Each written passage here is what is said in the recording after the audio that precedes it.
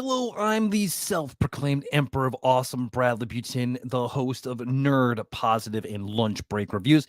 This is a lunch break review comic quickie. In these mini episodes, I'm going to talk about, you guessed it, comics. So let's not waste any time and get into it. I got to talk a little bit more about Absolute Batman 1. And that's what we're going to do. So I'm going to go with some ratings here. I found some good ratings on the book. Critic rating right now on comicbook.com is a 9.4. And a user rating is currently at an 8.7 out of 10. Let's go over a quick little synopsis and let's get this going. I only got 5 minutes. Batman legend Scott Snyder and iconic artist Nick Dragata transformed the Dark Knight's tale for the modern age. Without the mansion, without the money, without the butler, what's left is the absolute Dark Knight. Again, this is a DC comic written by Scott Snyder, expertly written by Scott Snyder, and amazing art by Nick Dragata. Let's go over a good review.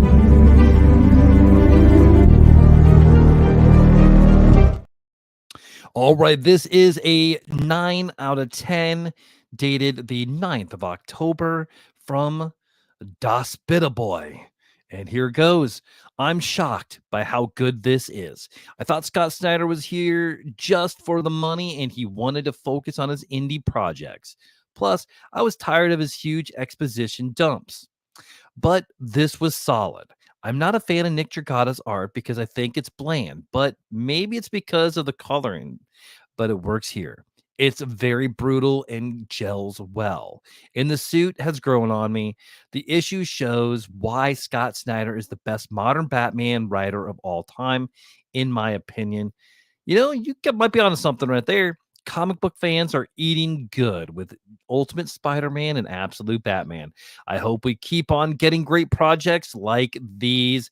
I agree with you, Das Boy. I agree. Another review. Here's another decently good review.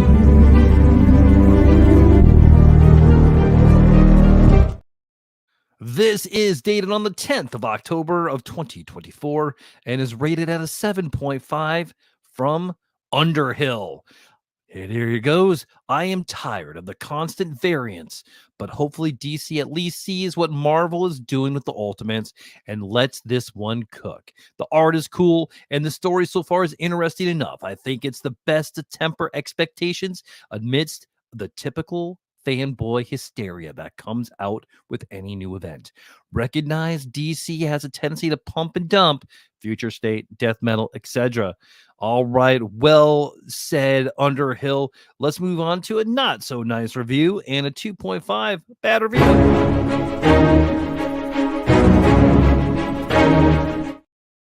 Dated for the 9th of October, and it's a 2.5 rating from my conscience. And here we go. We got some cons. Goofy anime looking art. Batman looks ridiculous. Too subversive. This was built for the first time read. I doubt the twist will hold up upon rereads. Too deconstructive. There is only so much you can bend and deconstruct characters before they are no longer the same character. I'll avoid going into spoilers, but you'll know who I'm referring to right from the start of the comic. Alfred. Yet another brutal Batman that kills. At least this killer Batman is different in that he stabs and hacks his enemies with to bloody bits. So edgy. I am sick and tired of grim, dark, edgelord comics. All right. Pros. At least it's not by Tom King. Thankfully, not by Chip Zdarsky either. At least this Batman doesn't weigh a buck and change and have to wear armor to compensate. Thankfully, Scott Snyder refrained from making this as overly wordy as prior Batman writing. At least this Batman hasn't killed anyone with a gun, at least not yet. There might have been another positive. I just can't think of it right now. I'm going to try rereading this at some point and see if I feel differently about it later. All right, you do that, buddy. You do that. I like Scott Snyder. I think he's a great Batman writer. I like this book a lot. This is the second little mini podcast I've done on it. So there you go.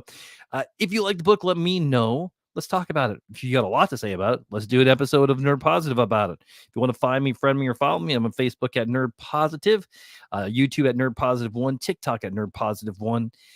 Also, TikTok at movies.bs, my work TikTok. We have a lot of fun on there, me and Summer. Instagram at the Fandemic one. If you feel there's more of a conversation, feel free to reach out and let's talk. Who knows? Maybe you'll be the next guest on Nerd Positive. All right, check out full episodes of Lunch Break Reviews anywhere you get podcasts. I try to dive into the best good and bad reviews, especially for the movies that are coming up every week. This week, I'll be hitting Terrifier 3 and Saturday Night. Have a good day. 5 minutes, 43 seconds. All right, have a good one.